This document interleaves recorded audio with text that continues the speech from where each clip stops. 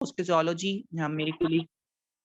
मेरी कुलीग ने बताया कि आपको जो है मिल जाती है बाजार से जो है वो फिरदौस फिजियोलॉजी, जिससे आप शॉर्ट रिव्यू ले सकते हैं at the day of the prof. तो जनरल एनाटॉमी और हिस्टोलॉजी और बायोकेमिस्ट्री और एम्ब्रियोलॉजी ये चंद एक सब्जेक्ट्स थे जिनकी अभी मार्केट में ऐसी बुक्स अवेलेबल नहीं थी। So I have tried my best कि जिस स्टैंडर्ड की आपको मार्केट में एक शॉर्ट बुक की जरूरत है, मैं उस स्टैंडर्ड की एक बुक लिख लूं, और ताकि आने वाले जूनियर्स के लिए ये फायदेमंद रहे। सो आपको सिंपली ये बताऊं, जनरल एनाटॉमी को कंक्लूड करूं, इसमें से 7 एमसीक्यूज आएंगे, 5 नंबर का एक एससीक्यू आएगा, टोटल 12 नंबर के आएंगे। ये आपने इन 12 नंबरों को नहीं देखना, सिंपली आपने ये देखना है कि जब तक आपको ए बी सी नहीं आएगी तब तक आपको एप्पल, बनाना, ऑरेंज वगैरह इनके स्पेलिंग्स नहीं आएंगे। ठीक है, सो पहले आपको जनरल एनाटॉमी समझ आएगी तो ही आपको ग्रॉस एनाटॉमी समझ आएगी। Next slide please.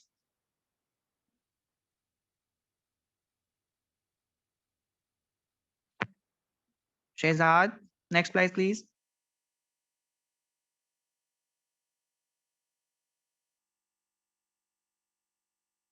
ओके, एक क्वेश्चन आ रहा है कि एसई क्यू क्या होता है। मुझे भी पहले जो है वो 3-4 दिन ये समझ नहीं आती थी, अच्छा ये एसई क्यू क्या होता है। अच्छा, एसई क्यू जो है ना, हमारे पास शॉर्ट ऐसी क्वेश्चन होता है, आपको मसलन ब्रेक डाउन हुड मिला होता है कि आपने इस क्वेश्चन में ये चीज मेंशन करनी है। फॉर एग्जांपल अगर मैं बात करूं, एक छोटी सी एग्जांपल से आपको समझाता हूं कि अगर आपको पेपर में आ जाता है कि right a note on clavicle, clavicle एक बोन होती है ग्रॉस एनाटॉमी की, वैसे ऐसा क्वेश्चन कभी आया तो नहीं है, just for the sake of example समझा रहा हूँ। तो क्लाविकल में बहुत कुछ है, उसमें बोनी अटैचमेंट्स भी हैं, उसमें उसकी हमारे पास जो है वो मार्किंग्स भी हैं, उसके ऊपर बॉर्डर्स भी हैं, सरफेसेस भी हैं, उसके ऊपर मसल्स अटैचमेंट्स भी हैं। तो आपको ब्रेकडाउन खुद बता दी जाती है कि आपने क्या मसल अटैचमेंट लिखनी है, आपने क्या उसके अंदर बोनी फीचर्स लिखने हैं, क्या लिखना है वो आपको खुद बता दें। तो एसईक्यू स्टैंड्स फॉर शॉर्ट ऐसे क्वेश्चंस। ठीक है, आपको एक क्वेश्चन होता है जस्ट जिस तरह आपने एफएससी में दिए हैं।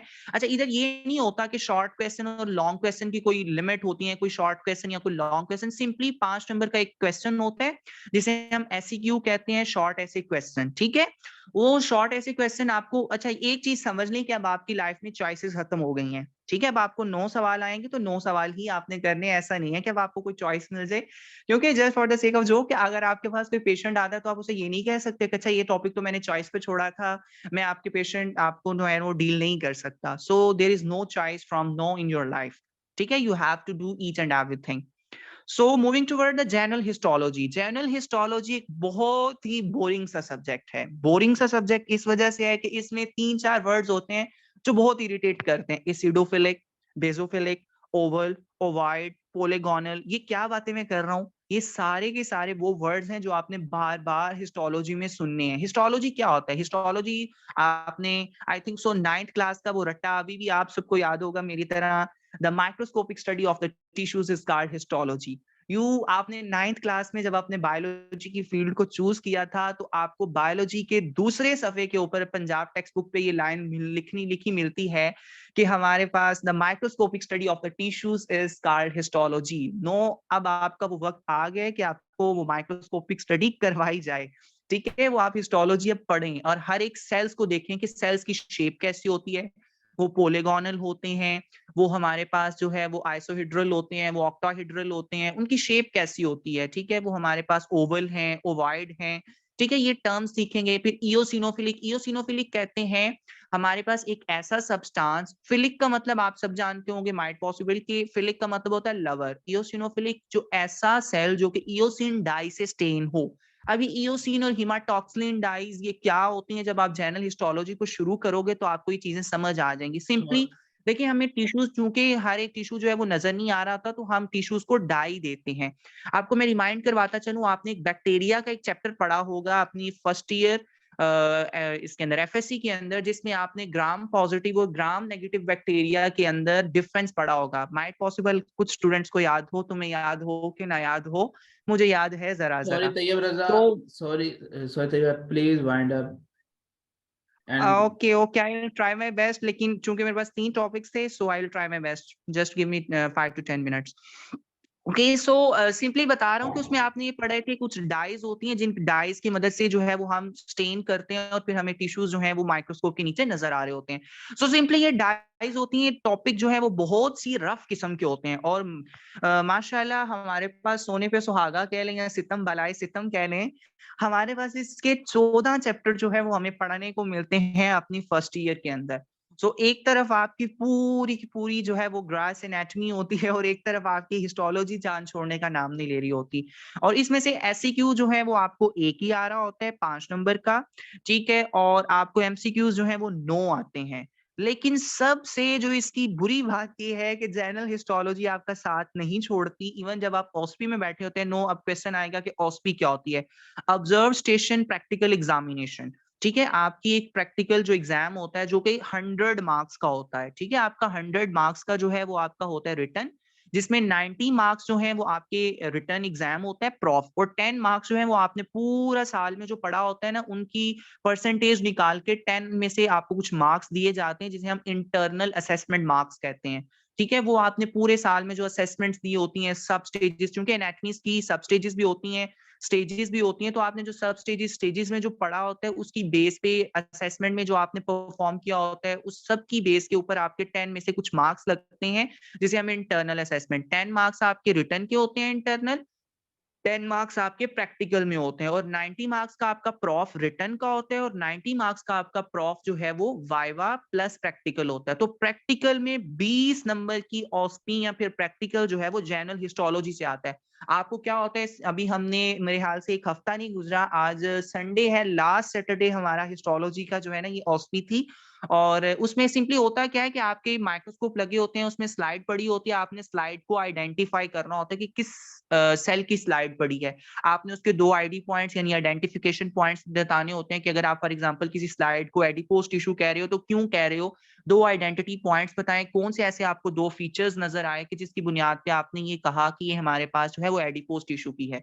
40 सेकंड होते हैं जिसमें आपने उसको आइडेंटिफाई भी करना होता है और उसके 2 आईडी पॉइंट्स भी लिखने होते हैं, और ये 20 नंबर का सवाल है, ठीक है? यानी 20 नंबर का आपको ओस्पी क्वेश्चंस आते हैं। ठीक है, ऐसी स्लाइड्स आती हैं, कुछ आपने डायग्राम्स ड्रा करनी होती हैं। सो ये चीजें तो आपको वक्त के साथ साथ समझ आती जाएंगी। सो हिस्टोलॉजी के बारे में बात मैंने ये सिंपली करनी थी कि इसको बहुत से स्टूडेंट छोड़ देते हैं, कि कहते हैं कि अच्छा इस टॉपिक को छोड़ देते हैं, हिस्टोलॉजी नहीं पढ़ते। बहुत से स्टूडेंट्स ऐसी बातें करते हैं क्योंकि इसका कंटेंट बहुत ज्यादा होता है। लेकिन कंटेंट के साथ साथ देखें, ओवरऑल अगर मैं प्रॉफ की बात करूं तो मेरे पास 34 मार्क्स जो हैं वो आपके रिटर्न के यानी जो और ओस्पी के मिला के बनते हैं। 14 नंबर आपके रिटर्न में होंगे और 20 नंबर ओस्पी में होंगे, ठीक है? और इस तरह आपके 34 नंबर, और अभी इसमें इंटरनल मैं इंक्लूड नहीं कर रहा, अभी तो इंटरनल भी आपके 10-10 नंबर होते हैं। सो हिस्टोलॉजी कोई एक माइनर सब्जेक्ट नहीं है। बहुत से सीनियर आप आओगे तो आपको बोलेंगे हिस्टोलॉजी छोड़ दो, हिस्टोलॉजी बाद में हो जाएगी, आपने साथ-साथ हिस्टोलॉजी भी लेके चलनी है। रिकमेंडेड बुक कौन सी है? इसकी रिकमेंडेड बुक भी हमारे पास लाइक हुसैन हिस्टोलॉजी है। ये बहुत ही एक्सप्लेनेटरी बुक है। इसमें बहुत सी बातें ऐसी हैं जो माइट पॉसिबल आपको सिंपली एक दफा पढ़ लें तो इनफ है, आपको वो पेपर में कभी नहीं पूछी जाएंगी। सो इस जरूरत को पेश नजर रखते हुए मैंने अभी बात की जैसे लास्ट स्लाइड में भी कि मैंने एक बुक जो है वो इंशाल्लाह पब्लिश कर रहा हूँ, synchronize general anatomy and histology. अच्छा, सिंक्रोनाइज वर्ड मैंने क्यों इसके लिए सजेस्ट किया, उसकी रीजन ये होती है कि आप बोन जो है वो हिस्टोलॉजी के अंदर भी पढ़ते हो, एक चैप्टर होता है बोन। आप बोन का चैप्टर हिस्टोलॉजी में भी पढ़ते हो और जनरल एनाटॉमी में भी पढ़ते हो, और बहुत सी बातें होती हैं जनरल एनाटॉमी और हिस्टोलॉजी दोनों में कॉमन होती हैं। सो मैंने इन दोनों बुक्स को इकट्ठा करके एक बुक बनाई है जिसमें एक बोन चैप्टर होगा, उसमें आपकी जनरल एनाटॉमी भी कवर हो जाएगी, जनरल हिस्टोलॉजी भी कवर हो जाएगी। सो मैंने इन चीजों को इकट्ठा कर दिया क्योंकि अब नॉलेज जो है वो इतना डाइवर्स हो चुका है कि अब इन चीजों को इकट्ठा करने की जरूरत है ताकि स्टूडेंट एक ही बुक से हर चीज को कवर अप कर पाए। सो सिंपली जनरल हिस्टोलॉजी के बारे में इन कंक्लूजन बात करूं, आपको 9 नंबर के एमसीक्यूज, एक एसईक्यू, 20 नंबर की ओस्टी, ओवरऑल 34 मार्क्स का आपको जनरल हिस्टोलॉजी से पेपर आएगा प्रॉफ के अंदर। 14 इसके टोटल चैप्टर्स हैं। रिकमेंडेड बुक इसके लिए लाइक हुसैन हिस्टोलॉजी है, और शॉर्ट रिव्यू बुक जो कि इंशाल्लाह मेरी बहुत जल्द पब्लिश हो जाएगी। पर्सनली मैंने इस पे काम किया है, और इसके अंदर इंशाल्लाह आपको हर एक स्टैंडर्ड चीज मिलेगी। टीआर नोट सीरीज, तैयब रजा नोट सीरीज के नाम से है, और इंशाल्लाह बहुत जल्द पब्लिश हो जाएगी। आप इट्स अप टू यू कि आप इसको परचेज करना चाहते हैं कि नहीं करना चाहते। ठीक है, लेकिन आप इसके रिव्यूज मेरे क्लास फेलोज से ले सकते हैं, आप अपने जो कोई 1-2 बच्चा खरीदेगा आप उनसे पूछ सकते हैं कैसी बुक है। ठीक है, इंशाल्लाह जब ये कंप्लीट हो जाएगी तो कुछ टेम्पलेट जो है वो मैं ग्रुप्स में सर्कुलेट भी करूँगा ताकि आपको समझ आए कि किस किस्म की ये बुक है। सिंपली आप ये कह लें कि जिस तरह आप अपने आपकी टेक्स्ट बुक होती है तो टेक्स्ट बुक के साथ आपको एक गाइड बुक जो है ना वो एफएससी लेवल तक तो मिल जाती थी, लेकिन एमबीबीएस में अभी तक इन 3-4 सब्जेक्ट्स की गाइड बुक्स नहीं थी। शॉर्ट रिव्यूज बुक नहीं थी जिनको आप फाइनल प्रॉफ विद इन या फिर आप साथ-साथ उनको लेके चल सकें। सो वो उन बुक्स को मैं जो है वो इंशाल्लाह कंपाइल कर रहा हूँ। Next slide please.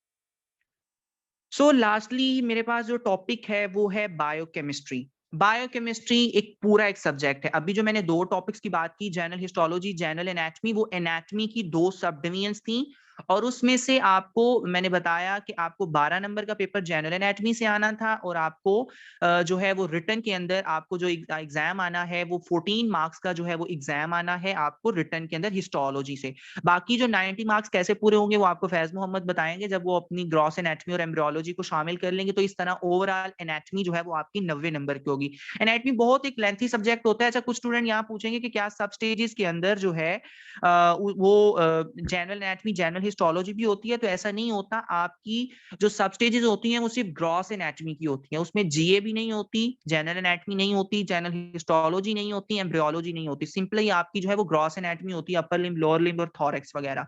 ठीक है, सो इसके बारे में इन डिटेल जो है वो आपको फैज मोहम्मद इंशाल्लाह बताएंगे। अच्छा, बात करता हूँ बायोकेमिस्ट्री की। बायोकेमिस्ट्री के बारे में एक सिंपल सी लाइन बोलूं, it is the rough subject. शायद ये मेरी ही किस्मत थी कि मेरे पास जो तीनों सब्जेक्ट्स आए वो ऐसे सब्जेक्ट्स होते हैं जिनको स्टूडेंट्स बहुत लाइट ले रहे होते हैं और बार-बार मैं एम्फसाइज कर रहा हूँ, आपने डियर स्टूडेंट्स इसको बिल्कुल लाइट नहीं लेना। बायोकेमिस्ट्री के बारे में ना मैं एक छोटी-सी बात करता हूँ, it is just like your Urdu in FSc. Urdu वो किताब होती है जो अगर उसपे अगर आप सारा साल यही बात करते रहते हो, इट्स इज वेरी ईजी, हमें तो ये आती है, हम कर लेंगे, हम लास्ट में 1 महीना पढ़ेंगे तो इसको कर लेंगे। बायोकेमिस्ट्री को भी स्टूडेंट यही समझ रहे होते हैं, बायोकेमिस्ट्री को भी यही कह रहे होते हैं ये बहुत ईजी है, क्योंकि इसके अंदर जो टॉपिक्स हैं टोटल इसके अंदर 12 चैप्टर्स हैं या कह लें 12 टॉपिक्स हैं, जिसमें अंदर एक कार्बोहाइड्रेट्स है, एक लिपिड्स है, एक प्रोटीन्स है, एक फैट्स है। ठीक है, इस किस्म की आपको न्यूक्लिक एसिड्स है, न्यूक्लियोटाइड्स है, एक्स्ट्रा सेलुलर मैट्रिक्स है। यानी ये बहुत ऐसे टॉपिक्स होते हैं जिनके आपने नाम पहले सुने होते हैं, आपने को थोड़ा बहुत इनके बारे में आपको जनरल आइडिया होता है, तो आप ये समझ रहे होते हो कि बहुत आसान बुक है।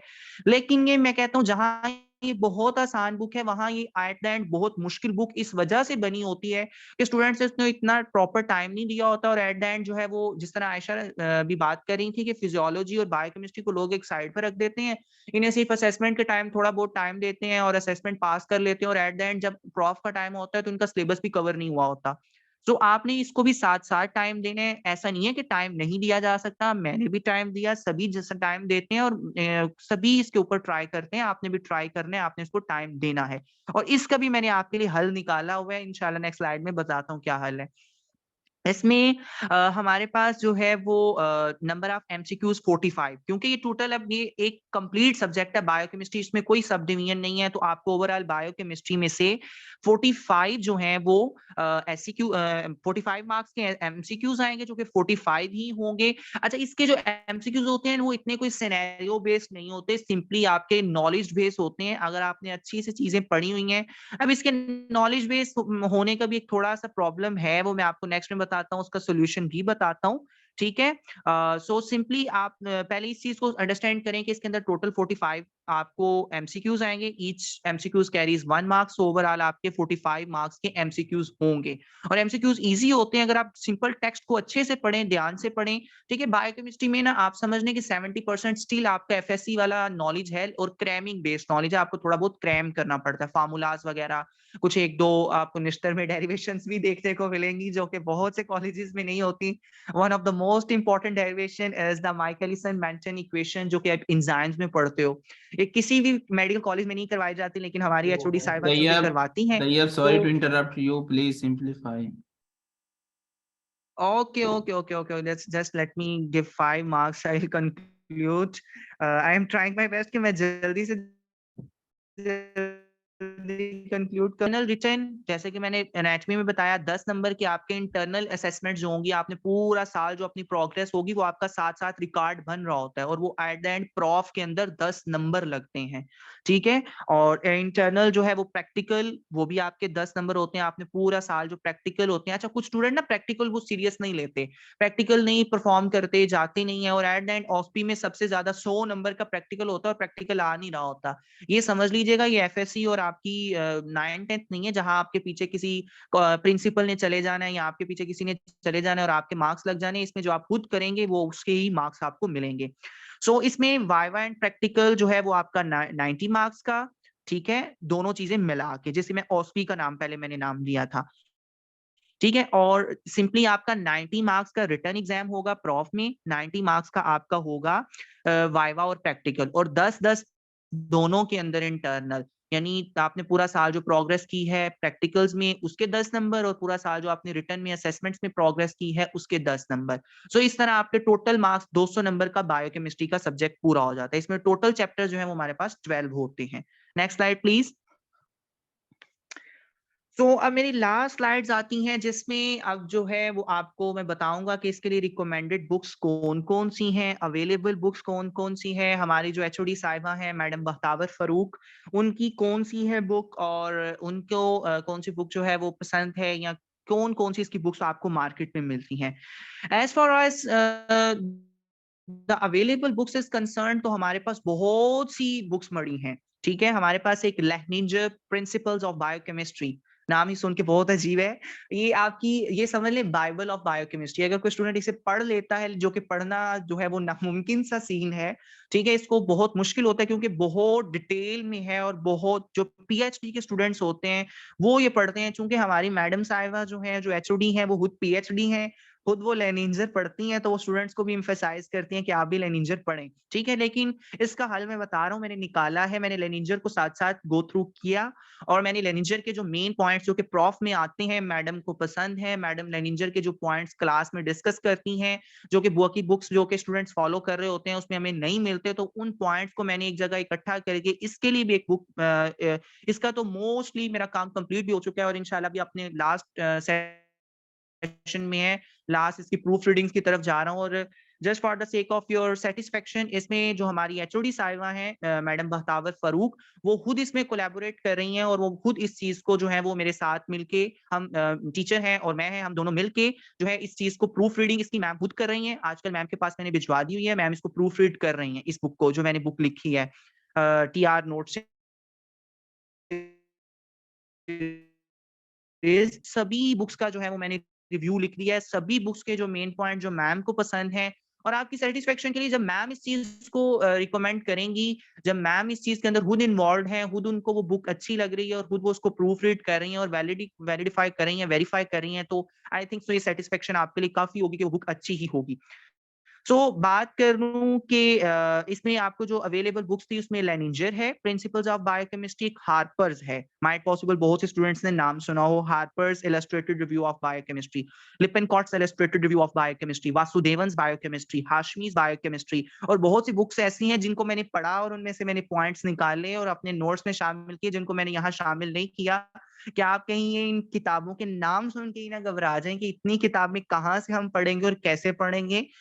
इसमें ये तो वो किताबें थी जो कि अवेलेबल हैं, लेकिन जो स्टूडेंट्स की फ्रेंडली बुक होती है, जो स्टूडेंट्स को अच्छी लग रही होती है अप टिल नाउ, क्योंकि अभी तक जो है वो कोई ऐसी शॉर्ट रिव्यू बुक हमारे पास मार्केट में अवेलेबल नहीं है, वो सत्या नारायण नरियाना जो है वो बायोकेमिस्ट्री है, सत्या सत्या के नाम से जानी जाती है। और हमारी मैम जो है वो एचओडी साहिबा, वो तो कहती हैं जो सत्या पढ़ता है उसका सत्यानाश हो जाता है, ठीक है, लेकिन ऐसी कोई बात नहीं है, ऐसा कोई नहीं होता, सत्या में भी अच्छी बातें लिखी हुई हैं और एग्जाम ओरिएंटेड चीजें हैं, जरा फ्रेंडली है, इजी बुक है। इसमें कुछ चीजें मिसिंग हैं जो कि हार्पर्स में होती हैं, ठीक है, लिपनकॉट्स में होती हैं और इन इन चीजों में जो है वो पड़ी होती हैं, लेकिन हमारे पास चूंकि हमारे पास सत्या में नहीं मिलती एग्जाम। तैयब भाई प्लीज, यू हैव ओनली 1 मिनट। ओके, जस्ट कंक्लूजन में conclusion you have conclusion, only one ठीक है। मिनट तो सिंपली सत्यानारायण जो है वो आप जो है वो क्या उसका नाम है, उसको आप फॉलो करते करते हैं बहुत से स्टूडेंट्स, लेकिन चूंकि इसमें बहुत से पॉइंट्स मिसिंग होते हैं, उन मिसिंग पॉइंट्स को मैंने टीआर नोट सीरीज में शामिल कर दिया. If you want to purchase, it's up to you. You can purchase. If you don't want to purchase, it's up to you. ठीक है, I am not here to publicize. I am not going to publicly announce this कि मैं इस चीज की कोई publicity कर रहा हूँ कि आप इस चीज को बुक को खरीदें. ठीक है, आप इस चीज को देखें, अगर आपको अच्छी लगती है तो आप जरूर खरीदें, अगर आपको नहीं अच्छी लगती तो इट्स अप टू यू. ठीक है, जो अवेलेबल बुक्स हैं उसमें लेनिंजर है, हार्पर्स है, लिपिनकॉर्ट्स है, वासुदेवन है, हाशमीज है. ठीक हो गया. सो ये हमारे पास क्वेश्चन है. यू हैव 2 to 3 मिनट्स, आप उसे क्वेश्चन कर सकते हैं जनरल एनाटॉमी, जनरल हिस्टोलॉजी और बायोकेमिस्ट्री से. आई थिंक सो मैंने डिटेल में कोशिश किया कि आपको हर चीज की समझ आ जाए. स्टिल अगर किसी का क्वेश्चन है तो 1 से 2 मिनट के अंदर आप उनसे पूछ सकते हैं. You can ask N72, me. please ask your questions. I think सो मैंने डिटेल में बताया है. अगर स्टिल किसी का कोई क्वेश्चन है तो वो आप पूछ सकते हैं.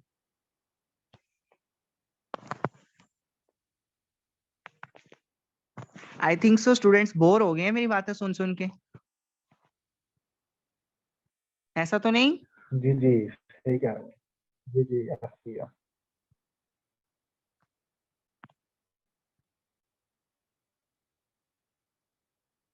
चलें, कुछ स्टूडेंट ऐसे भी हैं. अच्छा, ऑस्पी के बारे में किसी ने क्वेश्चन पूछा. ऑस्पी जो है वो मैंने बताया ऑब्जर्व स्टेशन प्रैक्टिकल एग्जामिनेशन होती है. सिंपली आप ये कह लें प्रैक्टिकल होता है.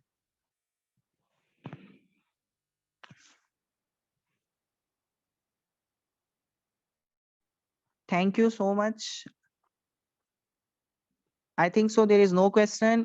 Shahzad give the mic to ऑस्पी. डियर, आपकी एंड पे होती है जब आपका प्रॉफ हो रहा होता है, सिर्फ उसमें ऑस्पी होती है. ड्यूरिंग द कोई ऑस्पी वगैरह नहीं होती. आपका प्रैक्टिकल जो है वो आपके साल के एंड में सिर्फ प्रॉफ के टाइम पे हो रहा I think एक चीज so. मैं ऐड करना चाहूंगा. हाँ, स्टेज में भी आपकी ओएसपी होती है और है. बाज हाँ, औकात कम स्टेज अज वो कम चूंकि वो कभी एनाटॉमी है, मैं कभार. तो हाँ बायोकेमिस्ट्री के बारे में वो आपको हाँ फैज एनाटॉमी बताएंगे कि एनाटॉमी उसके की अंदर चीज. स्टेज में भी होती है आपकी ऑस्पी. Okay, I think so. Shehzad, give the mic to Faiz Muhammad. Thank you so much, juniors. Thank you so much Tayyab Raza.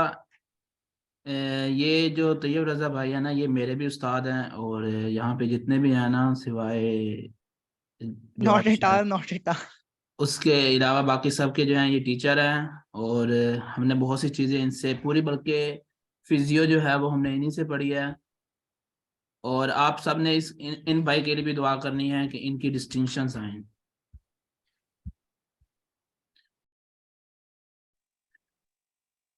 Is my voice audible to all of you?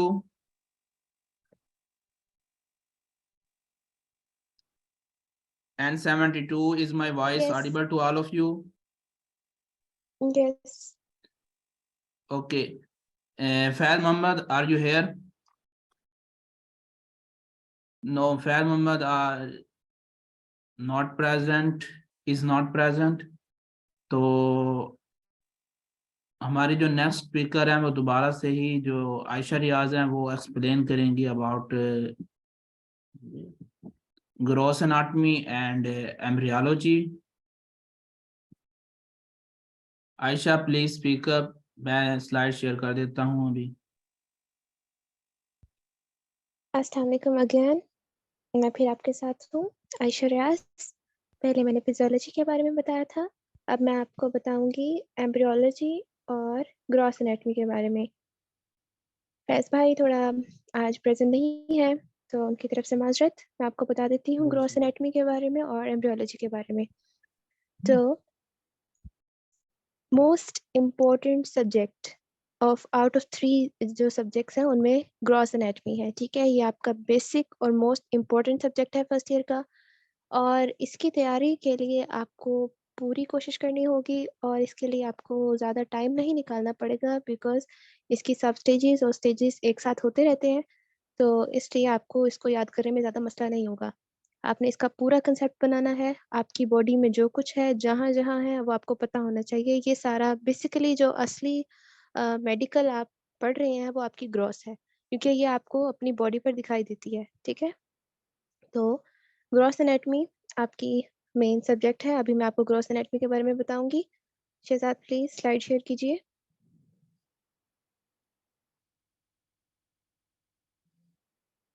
Mister Shahzad.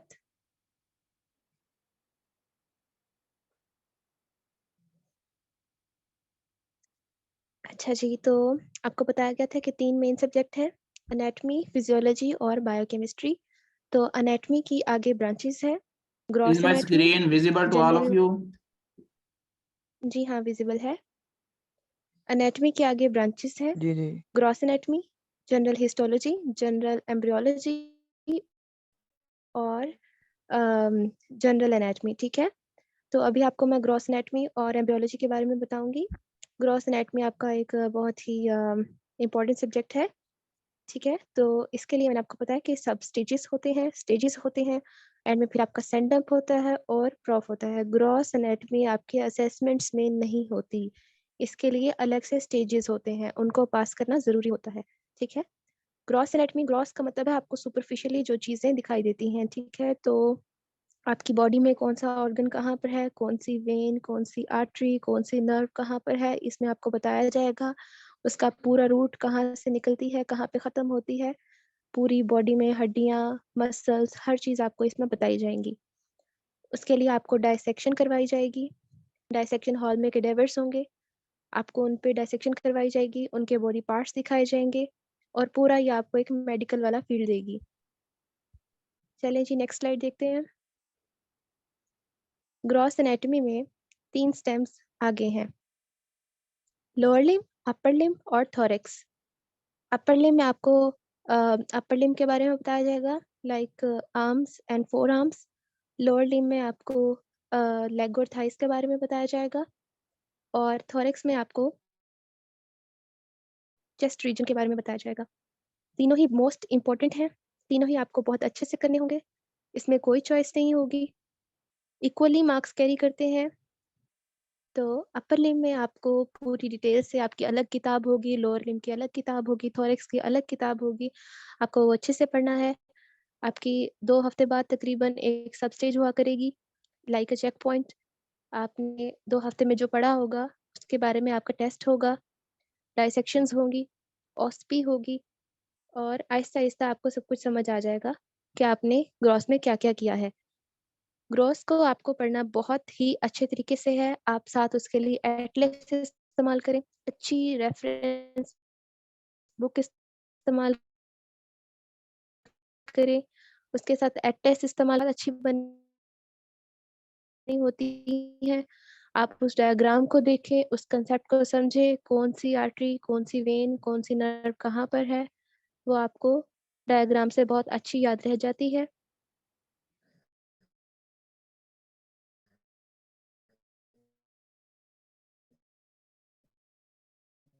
और gross anatomy हूँ, KLM anatomy LM, Kirthar Elmore, ये बहुत नहीं पढ़ना, इसके लिए short books इस्तेमाल करते हैं, बीडी चौरसिया, तो आपने वो किताबें इस्तेमाल करनी है। अपर लिम्ब के लिए अलग है, लोअर लिम्ब के लिए अलग है, थोरैक्स के लिए अलग है, पूरी डिटेल उसमें गिवन है। कुछ ऐसी चीज़ें हैं, बस 1-2 टॉपिक्स जो आपको केएलएम से देखने पड़ेंगे, बाकी आप साथ एटलस इस्तेमाल करें, उसमें से आप डायग्राम को ज़रूर देखें, वो आपको हर चीज़ को अच्छे से मेमोराइज़ करने में हेल्प करेगा। और उसके बाद हम चलते हैं एम्ब्रियोलॉजी की तरफ। एम्ब्रियोलॉजी जो है वो भी एनाटॉमी की एक ब्रांच है, उसमें 2 पोर्शंस हैं, जनरल एम्ब्रियोलॉजी और स्पेशल एम्ब्रियोलॉजी। जनरल एम्ब्रियोलॉजी में आपको बेसिकली तो वो माइटोसिस, मेयोसिस जो आपने एफएससी में पढ़ा है, मैट्रिक में पढ़ा है, वो सब होगा और आगे फर्टिलाइजेशन और जो भी पाथवेज होते हैं, जो भी 9 मंथ्स का पीरियड होता है एम्ब्रियो का, उसको आपने पढ़ना होगा उसमें, बहुत ही मेन सब्जेक्ट है। इसके लिए इक्वली इम्पोर्टेंट है वो upper limb, gross lower limb के लिए। पेपर में आपके लिए एम्ब्रियोलॉजी से 2 सवाल आते हैं और नो चॉइस, आपको ये लाज़मी करना है। और स्पेशल एम्ब्रियोलॉजी, इसमें आपको स्पेशल जो सिस्टम्स बॉडी में बनते हैं, like muscles, bones, upper limb, lower limb जो बनते हैं, जैसे बनते हैं रोटेशंस वगैरह, वो सब आपको स्पेशल एम्ब्रियोलॉजी में पढ़ाई जाएगी। जनरल एम्ब्रियोलॉजी आपको सारी करनी होगी और स्पेशल एम्ब्रियोलॉजी में आपको चंद एक कुछ टॉपिक्स होंगे जो आपको वो पढ़ना लाज़मी होंगे।